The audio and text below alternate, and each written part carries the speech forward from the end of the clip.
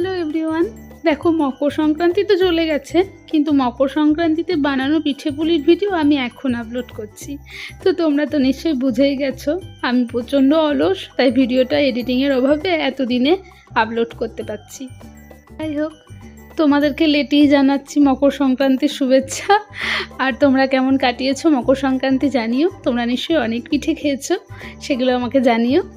কে কী পিঠে বানাতে পারো সেটা অবশ্যই কমেন্টে জানিও। আমি কিন্তু পিঠে বানাতে সেরকম পারদর্শী নই, সেটা নিশ্চয়ই আমার পিঠে সাইজ দেখিয়ে বুঝতে পারছো। অনেকেই দেখেছি এই চুষি পিঠে খুব সুন্দর কাটে, আমি সেটা পারি না। যেমন পেরেছি একটু আকার দিয়েছি, বরমশাইয়ের আবদারি আমার এই পিঠে বানানো। সত্যি বলতে আগে কোথাও শিখিনি পিঠে বানানো, এই বিয়ের পর একটু আধটু চেষ্টা করি আর কি। তবে খেতে খারাপ হয়নি, যদিও দুধের বানানো সব জিনিসই খেতে ভালোই হয়, বিশেষ করে যারা দুধ ভালোবাসো। আমি দুধের মধ্যে একটু তেজপাতা লবঙ্গ দিয়ে নিয়েছিলাম, তারপরে খেজুরের গুড় দিয়ে ফুটিয়ে নিয়েছি।